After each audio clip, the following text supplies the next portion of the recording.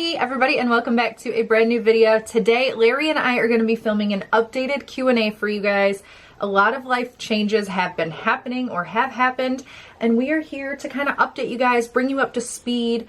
I know there's been a lot of questions with what's going on in our lives lately, why we're doing what we're doing, and this and that. So I put out a poll over on Instagram for you guys to send us questions. I also put one over on YouTube, so I am going to be pulling from both places because I know not everybody has Instagram. So I wanted to make sure that there was opportunity for everyone. I'm such a hand talker, I know. And the other thing... There's more. Yes, but I already had forgotten what I said. Oh, I just wanted to thank you all for sending in so many questions. There is a lot, and we're not going to be able to get through them all. But maybe we'll do another Q&A very soon. Let me check this brightness really quick. One moment. Larry and I have entered baby journey, which is a lot of the questions that we're going to be discussing today. How we feel, everything else like that. However, there's a lot of questions about how Larry feels about using a sperm donor. We did already film that video. I am going to pop the link here, so if you would like to see that, go ahead and watch that first, or it's going to be over here, one of the places up here, where I interviewed Larry on how he feels about sperm donor and all of that. And it will also be linked down in the description box below if you want to see that first before watching this video, or if you want to watch it after. So with that being said, let's get straight into the questions. Question number 1, how many babies do you want? I would be happy with 1. Yeah. I have to think about more than 1. I have always said 1 and done, 1 and done, 1 and done. But then I'm like, well, it would be so nice to have a sibling. So 1, possibly 2, but we at least want 1 healthy child. This is a very popular question, and it's all about names. Do you have names yet? Don't have to share, just curious if you guys have thoughts of any. Yes.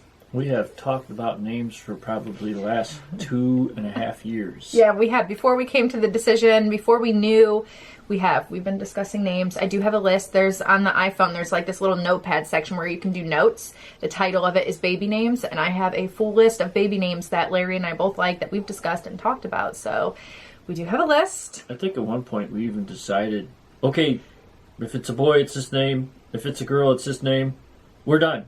And then like a month later we're going, yeah, we need to pick names. Well, names come in and out of style. That's the thing with names. And then I've seen people do videos like names that they love but won't use, and I will probably film one of those videos once we actually become pregnant and things are set in stone. But yeah, I think I'll film one of those. But I think the funny thing about names is I always thought girl names were so much easier to come up with than boy names. But I am 100% settled on a boy name. You know it. You like it as well. Mm-hmm. Like, that's the name. And now the girl, I'm like, oh, I don't know. So, but yes. Subject to change. Yeah. Adjusting the brightness again. We can thank Florida for that. Clouds coming in and out and everything else like that. They call it the Sunshine State, but it's not that way all the time. Yeah.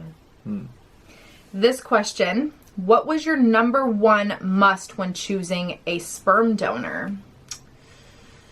Ooh, that's a really difficult question because it really wasn't just one thing, but the number 1 category, and I'm sure you agree too because we've talked about this, was the health screening. Mm-hmm. Health problems in the family. You have to look out for cancers and other diseases. So the donor does go through quite an extensive screening.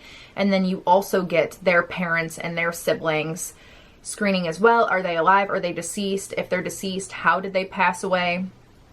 So the number 1 priority was the health screening. Agreed. Especially when, like, if you take my family, for example, that has, you know, like high blood pressure, for example, runs in my family. And actually cancer does run in my family. Brain cancer has been in the family and colon cancer. So then I know that that runs on my side. So I want to make sure the donor doesn't have those same things. So that was really important for Larry and I to pick. Health was number 1. Ooh. Do people's negative comments about your age gap still bother you? No. No. When that first Barcroft video went out about 2 years ago, showing and sharing our story and our age gap relationship, those comments were so nasty. I could not read them. I didn't want to read them. They were flooding over onto my channel, and some of them were so nasty. And you know what? At the end of the day, you learn with this job really quick. Not with this job, but I guess this industry. Like social media in general, you learn really quick that it can be a toxic place, but it can be a very wonderful place. And that when people spew hate and judge you, they don't know you. And it's only a reflection to me. I have learned along the way that it's a reflection more on them, of them, not you. I think that they're just pushing their beliefs and their thoughts towards you, even though it has nothing to do with you. It might have to do with like what you're doing, but it's a reflection of them. And so no, it does not, the comments don't bother me. Plus there's nothing that anybody could say now that I haven't read before. So here we're still waiting for new material. Yeah. Larry was never bothered by it. He has really, really tough skin. You know, there's occasionally times where I'll read something about myself when they say that I'm a narcissist, and I'm like, really? Like, how? I don't understand. Or, you know, there's some times where people say things and it kind of like shocks you, and then that wave of heat goes through you just because I am an empathetic person, and it just happens. But about our age gap relationship, no, does not bother me at all. In fact, I am so much more comfortable since being on YouTube with our relationship than I was before, which is really, really interesting. And I know that we've reached out and touched so many of you guys, and you guys made us feel happy and comfortable and with our relationship. And there's a lot of you out there that are in the same situation. So it's like a whole new world was opened, and it's incredible. When you get to be my age, you get called a lot of names. No. Especially with the line of work I was doing. Yeah. The sun still rises and still sets, and I'm still here, so... Yeah. At the end of the day, the people around you, your family, your friends, that's what's important. Not the comment of somebody else. You just can't. And if it's becoming too much for you, if you're in an age gap relationship, or not even an age gap relationship, if you're dealing with like a body dysmorphic disorder, if you're dealing with anything and you're on social media, I think that it's important, and you don't even have to be an influencer if you call it an influencer. Just the average person, all of us, normal people, all of us are normal people. It's important to take a step back. Don't look at things.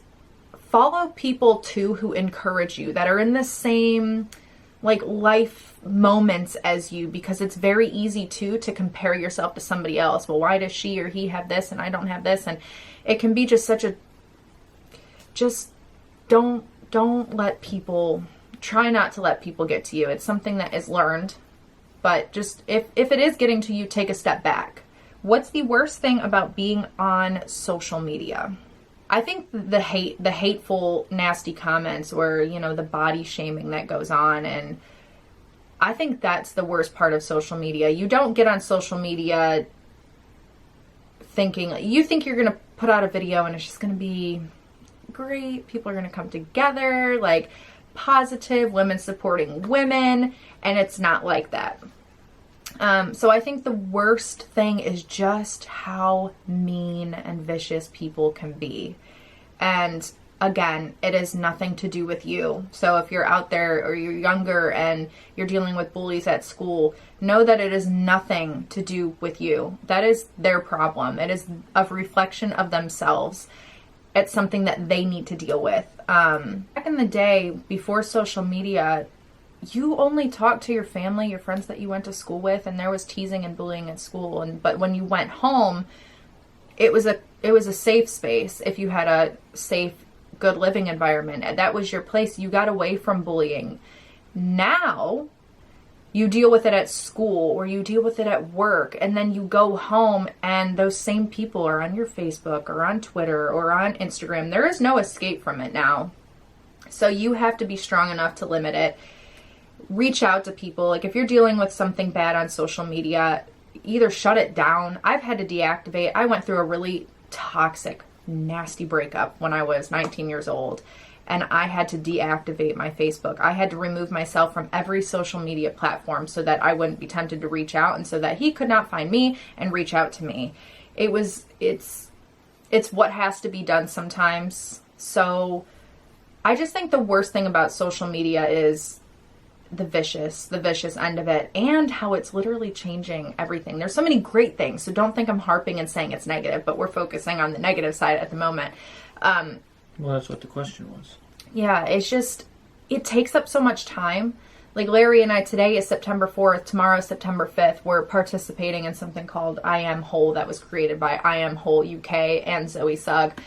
Basically, you're shutting off. You're not getting on any social media apps, and I'm taking it even a step further, and Larry decided to do it with me too. We're just going to not be on it at all, not on our phones at all.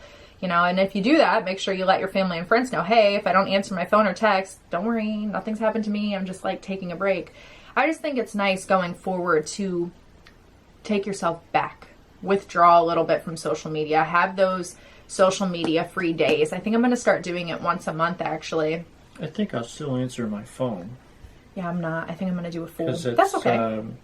Back in my day, we had a TV, we had a phone. They were two separate things. Yeah. Now it's kind of, they've both been combined, and I think I'll still answer my phone, but I'm not going to be checking news items. And that's the other thing. The news can be a very toxic place. The news can trigger so much anxiety, and that's the other thing. Social media and news, to me, is just about the same thing. Staying clear of both. So, yeah, that I would just say. And then it triggers, like, just comparing. Anyways, I'm going to stop rambling about it. I could do a full video and topic about all that kind of stuff and how to deal with it and blah, blah, blah, blah, blah. But everybody's different, too, at the same time. So what works for us may not work for you. But yeah, you used to get devastated by comments, and I'd laugh heck at yeah, them. man. I would cry. I'd be so upset. I used to cry over comments. I've had other YouTubers reach out to me, or people on Instagram, like, how do you do it? And, I'm thinking about quitting. I don't know if I can handle it. And I'm like, no. Do not let them get to you. Do not quit. Like, if you have to quit, though, or you have to stop for your mental state, like, if you literally just cannot deal, by all means, you have to do what's best for you and come off. But don't quit because people are saying something to you or you're getting picked on. Do not let them win. If you're getting bullied in school, keep doing you. Keep doing those things that they're bullying you for. If you dress different, keep dressing different. In fact, dress extra different. Don't ever let people stop you from doing what you want to do. Be you. Because at the end of the day, like I said, that's their problem. It's not your problem. That's all I've got to say about that. Life's like a box of chocolates. Mm-hmm. Absolutely. This is a great question because I know a lot of people have been confused on this. Do you personally struggle with infertility? If so, how did you know, or was this a precaution? So I do not struggle with infertility. I didn't think I did. But when you use donor sperm, or when you're using an infertility clinic or a fertility clinic, when you're going for procedures like that, they test you to make sure that you are fertile. They're making sure that you are not infertile. So you have to go through all of those tests as a precaution to make sure that when you go in for your procedure that it's actually going to work, because you are spending money, for the procedures, for the process, and you don't want to just go straight forward with the process of donor sperm or IVF without properly testing the female organs and reproductive system to make sure it works properly in the first place. So it was a precaution, and we have done that testing. Larry also had to do blood work. A lot of people asked why that was. I think Larry was tested for disease and sexually transmitted diseases. I think that is so that if he did have any of that, which he doesn't, all of his tests came back great so that we could move forward, that it could pass on to either me and then pass on to the baby, which is why they check the male spouse or boyfriend involved as well, or couple, whoever. And I'm old school, and I think that they say they also look to see if there were signs of, I had probably a polio vaccine. I don't know if I had that or not, but chicken pox, measles, mumps, all that stuff that is gone on over the years. I think I've had pretty much all of those, and I think they also tested me for that stuff too. They tested me for that as well, and what was really interesting about this, just being honest, straightforward with you guys, I've had the chicken pox vaccine. I think it's called varicella vaccine. I had that when I was a child, and I am not immune to it as an adult. So that is something that it was offered to me if I would like to have that vaccine now, and it would delay things about 2 months. So that was an option. That is the one thing that they found out with my system. I am not immune to varicella vaccine, or varicella, chickenpox. So that was interesting. Why did you choose the IUI procedure? So let me look up the definition of IUI in case you guys do not know, and I just want to make sure that I give the correct definition to you guys. IUI is known as the intrauterine insemination, a type of fertility treatment that involves placing sperm inside a woman's uterus close to the fallopian tubes in order to increase the chances of conceiving. So the reason we chose that was because IVF was not an option for us, only for personal reasons. For us, financially, having $20,000 up front per try just was not an option for us. So that is why we're not doing IVF. Larry also had a vasectomy, and the doctors encouraged us not to really go forward with that because the chances would be slim of Larry causing a pregnancy due to how long it has been since he had that initial procedure done. We'll get into more detail because I think there's more questions about that. And then Tessa Nessa, our current doctor that we're working with now, also said that if they were to go in and extract semen from Larry, they said that the chances would also be extremely unlikely due to how long he has had that procedure done. So that pretty much gave us the options of using donor sperm, which would be the procedure of IUI, or IVF. Again, because IVF just wasn't an option for us at this time, we chose the IUI procedure. And it's something we're both very comfortable with, and it's something where we get to sit down and make a decision based on a lot of information that is provided for us. Yeah, that's really true. And as a unit, Larry and I are a unit, so it's not just me making this decision. It's not just Larry making this decision. You two are in it together forever. So you have to make sure that you're okay with it, that your spouse is okay with it, or your significant other is okay with it. You can't just, if I was a single individual and I wanted to have a baby and this is the path that I chose, that would be fine. It's solely my decision. But when you're with somebody, it's also their decision. You have to be in it together. So Larry and I have had discussions for years on this. There was a lot of delay from going towards vasectomy reversal to present day, 1.5 years to be exact. And there's been a lot of discussions behind the camera, behind the scenes that you guys haven't seen, just because I didn't really want to talk about it and bring it up because I knew we weren't really there yet. There was a lot of discussions between us. So now that we've reached a place where we can finally talk about it, now that we're actually pursuing it, that's why we're here, to talk about it. Well, this is a great question. How do you think Luna and Lexi Kitty will feel having a baby around? Okay. We have actually had 2 babies here. And it went rather well. It did. Both went well. I'd say both kitties are more scared of the baby. Curious, but still timid. So, ooh. Power off. Pardon. Ooh. That was my Bluetooth speaker behind us. Lexi is interested, peeks, but if the baby makes a loud noise or cries, Lexi runs away.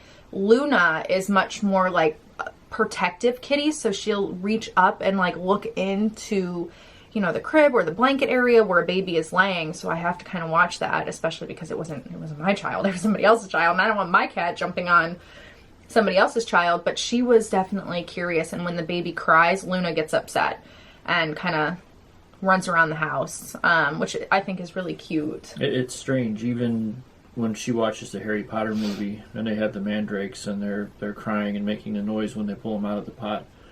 Luna just is fixated and starts looking around at us like there's something over here that you need to help. And it's so cute. She's so protective. Lexi and her both, I think, will do very well, but we'll make sure that, everything is safe. Okay, another very common question. Is age difference impacting your sex life? I would say no. No. Larry has no issues sexually. You have no issues. I have no issues. So we have no issues. Yeah, age doesn't really... I think that's a very misconception with age gap relationships or age in general. Like, have you guys seen that commercial? I don't know. Older people have sexually relationships too. Don't think that sexuality is only in your 20s and 30s. Like, I've worked in nursing homes, okay? So just throwing that out there. It's a normal thing. We're human. That's what we do. So, oh, this is a cute question. Do you guys want twins or one? It's different than the do you want one or two? It's twins or one. I would love twins. I think it would be difficult. It doesn't seem like a lot. Maybe at first. I don't know. Yeah, because you've got that one that cries, and then you finally soothe one, and then the other cries, or you just change the one and it poops, and then the next baby poops, and it's like, and it's a lot. Like you're buying double the amount of things. So yeah. But I would love twins. Here's what I had told Larry too, with one and done or two children. If we have twins the first time, done. One and done or two and through. And then it's basically if we have one child, then we might discuss, like a year down the line, having a second, which is also a process with donor sperm. We had talked about using the same donor so that they would be full siblings. Yeah, because in a perfect world, when you get the donor sperm, it would work the first time. In a perfect world. In a perfect world. Yeah. But it's not perfect, and it may not work the first time. So then you need to, if you found someone and you've done all your research and you've spent hours and hours and hours, days, weeks, months, and you finally find one, do you just buy one attempt, or do you get two or three? Yeah. And hope that sometime between the first and the last it takes. Yeah, some of that might have been overwhelming or didn't make sense to you. I understand completely because we know how it works in the background, but I will go into further detail on vials and how many and what is what, and if you want to buy more, then you don't use them all, you can have the facility freeze it and hold it for when you're ready to use the next. I'll explain. Larry and I will go through all of that in a video. If you guys want to see that, let us know. But yeah, if you're going through this, our conversation's making sense. If you've never experienced this, you're probably scratching your head going, what are they talking about? Yeah. And if you've thought about starting this journey, you're kind of on the same page. Yeah. This next question is, will you adopt if donor sperm route doesn't work? So we would love to, but here's the thing. I don't know because we haven't explored it completely, but what we have explored is adoption is actually more expensive than IVF.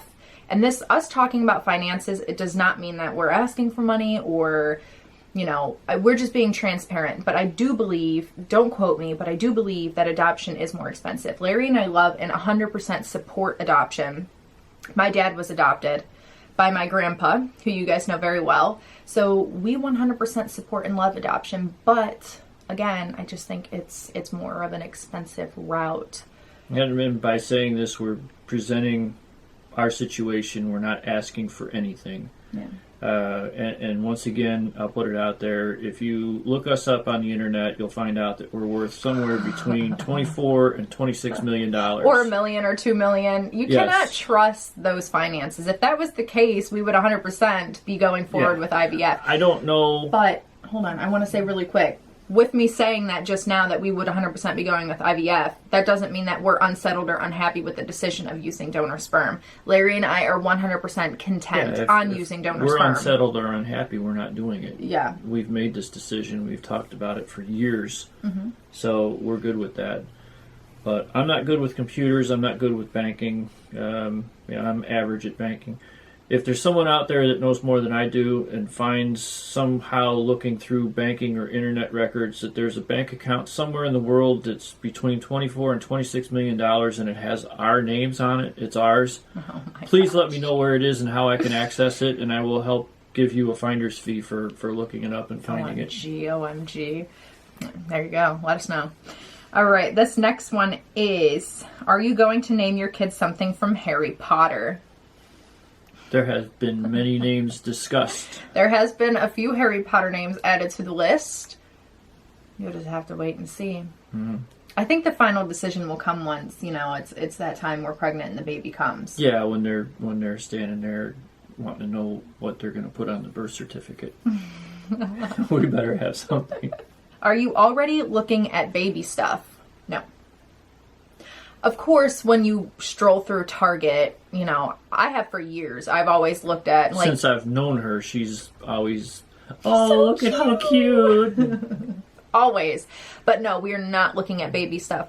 I don't want to start purchasing or buying anything until we are positively pregnant and the pregnancy is going well, is going safe. Then we will look at cribs and everything, changing tables and rocking. I want one of those glider chairs, the cute chairs where you can breastfeed and that's another question. We'll get into that once I find it. But no, not currently purchasing any baby supplies. Mm-mm. But I have to be honest, we do have some things, clothes and things. We do, from you guys. You guys have gifted us over the years when you knew that we were kind of starting this baby journey a year and a half ago. The guest bedroom is going to be the future baby room. So then we'll not have a guest bedroom anymore. But that will be the baby room. But yeah, those drawers that are currently in there have baby blankets, baby stuffed animals from you guys, baby outfits from you guys, baby books that you guys have put together. So there is quite a few baby items in the guest bedroom. But Larry and I have not purchased anything baby related. I will let you know when I make the first purchase. In fact, we were at the Wizarding World not that long ago and I saw the little baby outfits in the Wizarding World. Oh my gosh. And the toddler crew neck sweaters. They're so cute. You spend a fortune for, and they wear it for about 6 weeks, and then, probably. Yeah. But you can save it and then make it into a blanket or something. Yeah, you could do that. Yeah. Okay. Are you hoping for a boy or girl? I just want healthy. That's an old thing that's probably everyone's tired of hearing, but I just want healthy. That's 100% true. You do just want a healthy baby. At the end of the day, you want to make sure that your baby is healthy. I do have a preference. I would love a girl. But if I have a boy, I will be just as happy. But I definitely feel like I'm such a girl mom. I don't know. I just would love to have a little girl. But boy is totally okay too. Like Larry says, healthy. Do you want to meet the donor or do they remain anonymous? Yes and yes. Great question. You have a whole choice of lots of names and profiles and things to go through. But then when you put in, do you want an open adoption or an open donor ID? Yeah. Then it changes. You go from a whole giant list down to like a dozen names. You do. It's true. From the start, Larry and I knew that we wanted to do an open donor. And that was because if one day the child has questions or wants to know or has a curiosity, we both think that that child has the right to know. So we only looked at donors that were open to sharing their ID. So once the child becomes 18 years old, they can reach out and seek out the donor. So that is good, which leads into another question that somebody asked. Somebody had asked that, do we worry or think that the child will resent Larry because he is not the biological father? I don't think that. And I think that when you grow up in a family that has gone through this or gone through a similar process like adoption, my dad does not resent my grandmother and my grandfather, grandma and grandpa. Like, my grandma has passed on, but he doesn't resent them. It's a lovely process. It's life, and a child that is longed for is loved. So I don't think so. Yeah, it works both ways. The donor can say, I would be open to someday finding out, or they say, absolutely not. I don't want to know. Don't ever want to know. Yeah. And there's also a thing set up where if someone makes 20 sperm donations and 15 of them go out and they're all successful, there's even a registry that's set up where eventually anyone that was born from that donor goes into a database, and eventually they can find out, hey, I have a half brother in this state, or I have a half sister that moved to another country, or whatever the case is. So there's there's a lot of variables. Again, you find all this stuff out when you start researching everything. Yeah, you have the option to close that down and to not have that available, but Larry and I chose to make that available. So that was really important to us, because I know some of you have asked questions about, well, what about the siblings? That's so strange. Like, do you think it's right for them to know if they have a sibling? 100%, yeah. And that's their choice. Once they turn 18, that is their choice. The other question that we had, I don't know if I'll be able to find it, but what was it along the lines of, oh, will we be telling the child, and do we think it's right to tell the child the truth? Again, we chose open donor for a reason, because we believe that it is their right to know. And my dad's grandma, my dad's mom, my grandma, who has passed on, was a psychologist. And I had always grown up knowing and learning the background of who my grandma and grandpa were to my dad. I always knew, but they still, to me, were grandma and grandpa. They weren't my adoptive grandma and grandpa. And she always said in psychology, it was always important to tell that child as soon as they're able to kind of comprehend. So, and that's something that we also discussed with the social worker that we met with. And I'm just kind of passing this advice on to you guys too. It all depends on the family and the people involved. Some people choose not to tell the child, and that's okay. That is your choice, 100% your choice as the parents of that child. Larry and I will be telling the child, we'll come up with a cute story and explain, that mommy and daddy wanted you so much and we needed help from another daddy. And that's how, we'll explain it. I don't know how. We'll get there when we get there. And she saw firsthand, and I know the struggles that her dad had trying to find his biological mom. Yeah. So I don't want to put that. I don't want to put my child through something like that. And the next question is, well, when are you going to tell them? Well, that could vary depending upon the child. Yeah, it depends on when the moment's right. The mindset of the child. Is the child able to comprehend at that stage? Like, I think it's best to tell them, from what I have learned and researched from psychologists that I have spoke to, that I know, my grandma, the social worker that we had spoke to, as soon as a child is able to understand and comprehend, and then you do that. That could be at the age of 4, that could be 5, 6, 7. Could be 12 or 14, or it could be 18 or 20. It depends on the person. I preferably would not want to wait until the child is 18 to be like, by the way, because at that point you don't want resentment. In our eyes, I wouldn't want resentment to I would happen. tell sooner than that, but I wouldn't, it all depends on the child. Yeah, it's individually based. They could say, wow, that's great.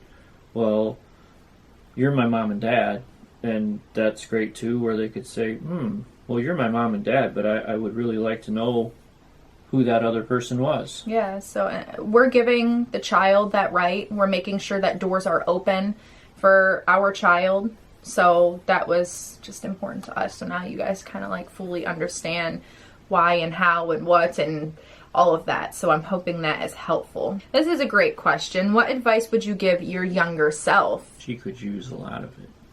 Oh my gosh. If I could tell my 16-year-old self, 17-year-old self, 18-year-old self, the things that I know now, even my 20s, early 20s, what I would tell myself is, don't rush. You don't have to have it all figured out. Breakups and broken friendships are not the end of the world. Don't sit in your car and cry. Well, it happens. You may sit in your car and cry.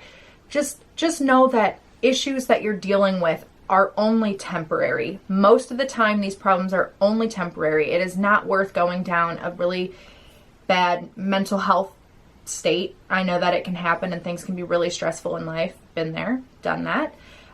Just know that things are temporary. Trust yourself. Do what's best for you. Don't follow the pack. There's a lot of things, but those would be the most important. Treat yourself with kindness. My answer to that question is, go to school, stay there, and pay attention. I spent a lot of money after school to learn all the things that I needed to know, that I would have known already had I paid attention in school. Yeah, great advice. Pay me now or pay me later. Well, I ended up paying later. Yeah, that happens to a lot of us. What has this process taught you? I'm guessing you mean the baby journey process. I think for me, the process has told me just how strong our relationship is. When things are difficult, like when a process or the end of the tunnel, the end meaning conceiving and having a baby, but all the steps in between. There's a lot that you have to go through. So I think what I've learned most from this is just how perfect Larry and I are together, which is kind of ironic because you're probably thinking, how are you guys perfect if you can't have your own biological child? Well, I don't see it that way. We're perfect for each other in the way that we communicate well, we talk, we discuss things through, and we've come through the other side, you know, and we don't know what will happen. We're not pregnant yet. We don't know. I might not be able to. My testing shows that everything is great, but we're still not there yet. We're not positively pregnant. But at the end of the day, I know that I always have Larry to kind of guide me and help me and be that emotional support. And just, I don't know, what I've learned from it is I have an amazing husband. That's what I've learned. Thanks, Minx. You're welcome. Like, somebody to be Larry's age in his 50s and to be okay with going through this with me. Like, I have the perfect partner. That's what I have. I'm not perfect. I mean, but you're a gentleman. Guys, I've never met a man like Larry. Of course, my grandpa, my dad, and my brother, they're very sweet. But Larry is a gentleman. There is not many like Larry, period. Thanks, Minx. You're welcome, babe. You want to answer that question, too? I set the bar real high. Ooh. I think it was just all the things that we had to research, all the knowledge that we had to gain, and the people that we sought out. Do you and Larry ever yell at each other? There are some times that she yells, but usually not at me. And there's a lot of times I yell, but not usually at her. We don't yell at each other. It is very rare. If we get into an argument, I might, like, get upset and my voice gets loud, but it's very rare. I think Larry and I fight maybe 2 or 3 times a year. We have discussions where we nitpick, but I have never, and Larry has never, we don't communicate via screaming and shouting at each other. I've had relationships that were screaming matches, and they're not healthy. It's not the best way to communicate, because at the end of the day, you're not communicating properly when you are screaming at your significant other. It's just not going through. It's only going to add fuel to a fire, and domestic situations can be triggered. Again, been there, done that. And for you had a career dealing with that. Mm-hmm. So we try not to do that. And we're pretty lucky with our relationship. I wouldn't say lucky. It's compatible, and we work at it, you know? Yeah, but it's not something that we did early and we've adjusted. It's just never doesn't happen. Right. Did you have any complications going off birth control? No. Larry. So I have been on and off birth control probably since I was about 17, 16 years old. There's many reasons that you can take birth control. Of course, it's for, protection from pregnancy. It can be to help periods, migraines, acne. There's many reasons for birth control. I have been on and off of it from 16 or 17. I think it was 17. I'm not sure. Until about 23 or 4. Once Larry and I got married, right before that, I came off of it anyways because we learned that it was triggering my migraines intensely. So I have not been on it since then. I debated on going on it when we were married to clear up my skin because my acne was so bad. But then again, I know that it triggers my migraines, and it's just, I didn't go on it. Did I have any side effects from coming off of it? No. I would say my periods, the cramps are worse without birth control, which is interesting. She has bad cramps. Very bad cramps, like terrible cramps. But no, those are the side effects that I had. Increased cramps. But does Larry have any thoughts about going into daddy phase again this late in life? No, it's gonna be something I've done before and something that I'm comfortable with. Aww. I have never gone through it before, so I'll have Larry to be like, How do I get this kid to stop crying? I don't know. Oh my God. I don't know. Feed the baby. I don't know. We'll figure it out together, but they're all different.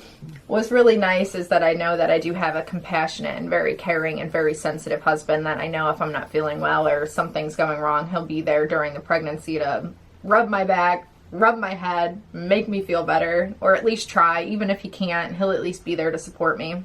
Yeah, The brightness I'm again. Not going to be real good with green poop and Oh yeah, Larry does not do. Okay, so we know who's changing the diapers. Hi. But yeah, that's funny. What are your biggest fears of becoming a mother? Ooh, well, anything terrible happening to the child, of course. I think watching your child maybe be injured or have cancer or have an illness or have something, having them go through something that you can't make better immediately, I think would be my biggest fear. Losing my child, huge fear. Just the biggest goal is making sure that we raise a sweet, kind, respectful, animal loving, happy child. That's so many other things, but those are the first few words that come to mind. Just making sure that that child is loved and has a comforting home and family and support system is what's important to us. And the biggest fear would be something terrible happening. Mm-hmm. Do you agree the same? Well, I can't answer that as the child's mom. Oh, well, as the father. Yes, I would agree with all of that. Oh, this is another great question. Why are you guys waiting until December for the donor part? So that was a personal choice for us. I'm weird, and that's okay. I'm totally okay with that. And I just thought, wow, like a September baby, like December, January is what we're kind of going for. September, October, I'm kind of a fall person. That was part of it. The other part of it is I want to enjoy the rest of this year with Larry, with, everything. And it just gives us a little bit more time. So I could potentially be pregnant during Vlogmas. Lord help us. Hopefully we get through Vlogmas. But yeah, so that's why. And to be honest, there was an issue with my blood work. They forgot to test me for 4 things. It was an error that doesn't usually happen that happened with my blood work. So I have to wait a whole nother month for my period. But my period is not due until the end of September. So that still is delaying us. And then we have to meet with we have to meet with the doctor October 1st and go over everything. And then I can order the donor sperm. So actually, with me saying December, by us having all of these tests, by the time we meet with the doctor, it's going to be October. By the time we order the donor sperm, by the time that it arrives, it can take up to 2-3 months for it even to arrive. We're going to be right where I had planned anyways, which I think is crazy.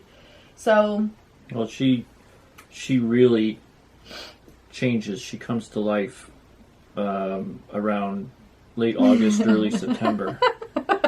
As you can tell, we already have the house decorated for fall and for Halloween. And for her to be able to celebrate the birth of her child at the same time, the same season that she just loves, I think it would really work out perfect for her. It makes me all emotional. Yeah, I think it'll bring just it's the most wonderful time of the year. I always say from October to December.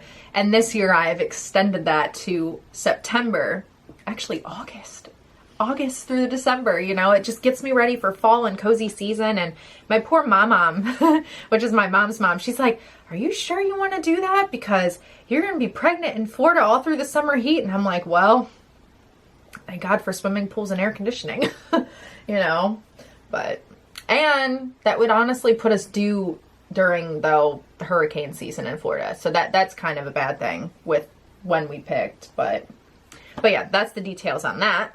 This is going to be a long Q&A. I hope you guys got your coffee and your tea and your snackies. What made you want to start your pregnancy journey now? Naturally, if we could have gone the natural way, I think we would have been there during time ago. During our wedding, our honeymoon, things would have been happening anyways. So we would probably already have a child together, but the complications took place or they are here. And we knew that going into it, which is fine. So we knew that, but what made me start now is I'm going to be turning 29 in October, and we're both getting older. I'm getting older. Larry's getting older. I'm getting older. And I just want us both to be around and to have a child together. And, I'm just, you know, by the time we have the child, I'll be almost 30. So I'll be just shy of turning 30 years old. And for me, it just felt right. And I think Larry, you know, felt the same. Her clock is ticking. My biological clock is ticking, you know? So that's kind of why. We've been married for 4 years, so it's just time for us. Ooh. Will you have a natural birth? Okay. So I plan. Okay. Natural birth meaning no epidural. Probably not. I think I don't know. I think you don't know until it's happening and you're going through it. As of right now, I plan to try and have a natural birth, but most likely I know myself and I'll probably be screaming for an epidural. I already know. She doesn't handle pain well.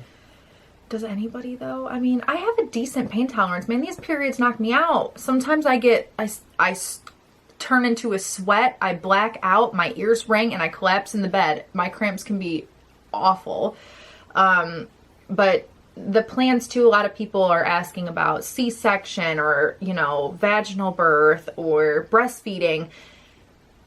I think that anything, like everybody has that choice, and I don't think any choice is different or wrong from somebody else's choice. So know that going forward, that when we become pregnant, if I'm doing something that you guys don't agree with, or I see them, like at the end of the day, I think that it's individualized. So if that mom is doing something, that's her business. That's her and her baby, her husband, her significant other. That's like, You could go into a pregnancy and plan, 100% natural, all the way, no doubt about it. And then all of a sudden there's a situation where the child is breech. Yeah. Or something happens and now you're having an emergency C-section. What are you going to do? Say, no C-section. We're going to do this. We're going to do this my way. It doesn't work that way. No, it doesn't. And do go into it understanding, like, I know that there's so many people that are very passionate about a natural birth, period. They don't want medication. They don't want anything. And then they just can't handle it and they ask for the medication. That's okay. Don't be hard on yourself. Don't go into it knowing that what our bodies go through in general is amazing. I'm sure that the experience in general is amazing. Painful, I'm sure. I'll come back to you on that if we get there. But what I would love to happen is probably epidural will probably happen, and I would love to have a vaginal birth. I would prefer not to have a C-section, and I'm not going to ask for a C-section. I don't know if you can even ask for a C-section, but if the doctor says we have an emergency, we need to do a C-section, I'm in your hands. Whatever you say is happening. And then I would love to breastfeed. That's what I would love to do. But I know that there's some moms that are really, like my cousin, she has a new baby. And one of her dear friends was so passionate about breastfeeding, and the baby wouldn't latch.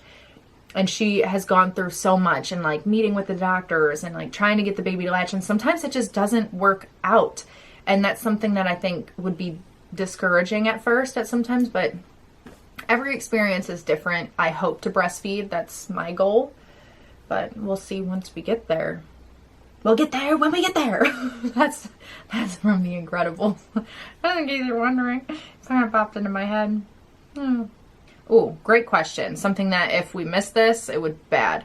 Why did Larry get a vasectomy? That was a decision made back 20 plus years ago between myself and my first wife. And we think, okay, well, at the time, that was the solution that we both picked, and it made sense then, but it's something that I wish I wouldn't have done.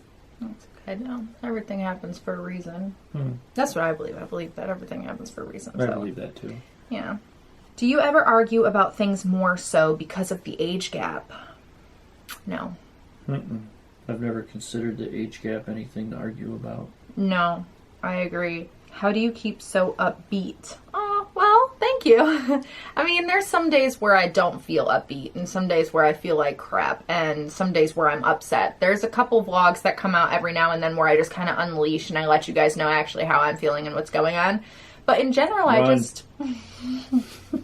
in general, I am pretty positive. I try to be happy. Plus, I have like a very positive living environment. You know, I'm very comfortable and happy, and I think that brings out the best version of people as well. So surround yourself with people who make you feel good and people who make you feel happy, and I think that'll have a big change on your mental state, I would say. I know some people can be perfectly happy and everything's going well in life, and they're just having a mental block, and you know, you may have anxiety or depression, and you may be dealing with things like that. And there are so many resources, so many great places that you can check and go to, and people that you can talk to, and I try to educate myself and try to be the best version of myself, if that all makes sense. Yeah, I used to go to the zoo or go to the park and try and find some animals and take a lot of pictures, and that was therapy. I don't do that much anymore. We're a little bit further away from the zoo, and we really haven't found a park here in Florida like we had in Ohio. But now I think I've replaced that a lot with books. Yeah. You want to add anything before we end this very long Q&A? Ooh, no. No. No. All right. We're going to end this video here. I hope you guys enjoyed this life update Q&A. If you did, be sure to give it a big thumbs up. Let us know in the comments below what you thought. That was a big thumb. And if you have anything to add to this video, let us know. Subscribe if you would like to continue on with the journey, and we will see you guys again very soon. Ooh, don't forget to check out more in-depth detail about how Larry feels about the sperm donor and everything else like that. I will have the video linked here at the end, so you guys can watch that if you would like. All right, we'll see you guys again very soon. Bye.